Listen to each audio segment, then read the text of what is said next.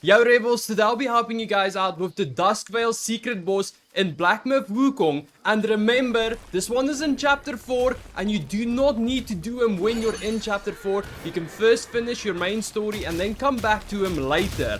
But also remember, if you complete them in chapter 4, during chapter 4 while you are there, you will get a secret item which will help you a lot with the final boss of chapter 4. Now preparing yourself for the Duskveil, let's start off with what do you need before you go into this battle. When it comes to skill points, you need to focus on these next following spells, and that is Immobilize. You need to focus on your Immobilize spell, you need to focus on your Cloud Step spell, and your Red Tide spell. You're not going to use a Pluck of Many for this boss battle, so you do not need to use any skill points on that. And then be sure you have your foundation really high up as well with the rest of your skill points. And then one of your stances, I do recommend using Smash stance for this boss battle. I also do recommend you use the Spearbone Spirit for this battle. The reason why I say the Spearbone Spirit is because when you transform into that spirit, you do not take any damage, and that could be a lifesaver. And also sometimes you need that little extra bit of damage, and then you can do that much damage to the Duskveil. Before we break down the video, as always, if this video is helpful to you, do not forget to like it, as that helps me too. Going into the battle, the first thing you want to do is dodge twice. So when do you want to dodge? When he throws at you stuff, that is when you want to dodge for your first time. Then he's going to jump towards you. Then you want to dodge again. Then you do a light attack finisher. So you do your light attack until you finish it like that. And then you want to dodge 3 times because he's going to do 3 steps towards you. So as you can see, there we go. 1, 2, and 3. As you saw, I did some damage while I was dodging, so I have the skill point. Then as I dodge, it doesn't cancel my light attack combo, so that's why I did the finisher on him at the start. Now the rest of the battle is pretty easy, it's just a lot of dodging. I do recommend you save all of your healing for the second phase, because like I said earlier, the second phase is pretty scary. And then I also only recommend using Immobilize twice in the first phase. You do not want to use Immobilize more than that or any other spell in the first phase. Just freeze him twice when you think the moment is perfect, like when he's standing still. Do not freeze him while he's in the air. I made that mistake in this round, as you will see later. I made that mistake. Do not, when you stand still, when you know he's finished the combo, that is when you want to freeze him. Now the rest is just easy light work dodging. Like I said, the first phase is pretty easy. As you see, I'm just going straight in, playing very aggressive right now, getting those perfect dodges so I can gain more focus, so I can use my heavy attacks on him, because the heavy attacks do a lot of damage to him. But something that's really annoying of this battle, as you just saw, when I did my heavy attack, he just dodged away from it, which I feel is pretty unfair if a boss dodges away from your heavy attacks. Now he's going to land. Now this is the perfect time to freeze him if you still had the freeze available, or you could just go in for a light attack combo if you feel confident enough. I also do recommend you use the healing that gives you mana. Do not forget that. That's a very important part, that you use healing that gives you mana, because later on in the second phase you're going to need as much mana for the Cloud Step as much as possible. So let's just finish this up. Here we go. Now you're going to get the cutscene where it's going to turn everything into some poison blood. And this is where the difficult part starts. Now at the very start, you're going to do 3 dodges. He's going to throw a sword towards you with blood waves, and you want to dodge all 3 of those. So let's see. Here we go.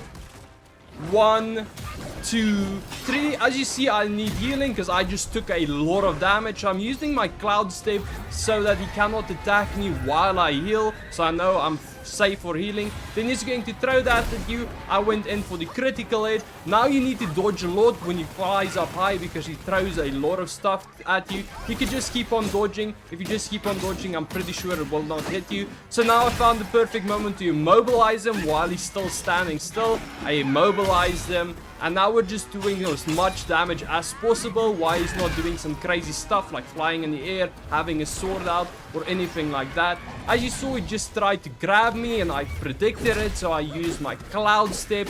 If you see he's going in for grabs, be sure to use your Cloud Step. It is very safeful, if that's a word. I don't know. English is my second language. Sorry for the strong accent. And then here we go. We're just going to continue. just basically now you play safe. When his health is over here, you play safe. You want to only start playing aggressive again when his health is halfway. So his health is not completely halfway yet, so I'm still playing safe. And as you saw, he did a cloud, a red cloud. That red cloud does a lot of damage. When he does the red cloud, run away as far as possible. Do not get close to the red cloud. Like I said, until his health is halfway, we're going to play defensive and not aggressive. But as you can see, he just took a breather, he was staggered, and that's when I went in for the attacks. He still has his sword out, this is very scary, but I have my heavy attack ready, so I'm waiting for the right moment to use my heavy attack, get as far away as possible from him when he does the sword thing, so you don't take any damage. Because yes, you can dodge that, but it's just safer to just run away. So as you can see, standing still, I'm using my heavy. Look how much damage that heavy attack does, because remember, it is a critical hit. And if you have skill points invested in your critical hit damage, as you saw, it does a lot of damage. So watch out, he's doing the red cloud. As you can see, it's eating my health, so I'm dodging as far back as possible. I'm using the cloud step to save myself out of this situation. I'm trying to save my heals, but I would rather heal right now than be sorry later. So always remember that if you are unsure about your health, just heal for in case, then rather being sorry later. So he flew up again. As you saw, if you just keep on spamming your dodge button backwards or sideways, do not do forwards. If you keep on spamming your dodge button backwards, forward, backwards, sideways, you'll be safe from that. And now he's doing that again, so we're getting as far back as possible. As you see, remember, when he throws in the sword, you want to get as far back as possible from him.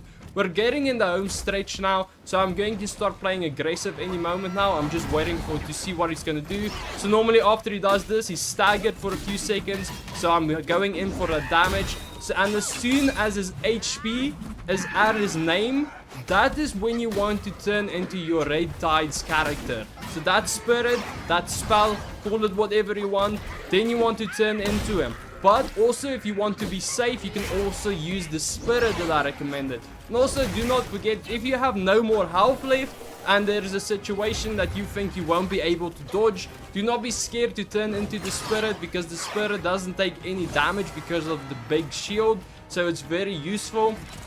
But luckily for me, I wasn't in such situation on this try.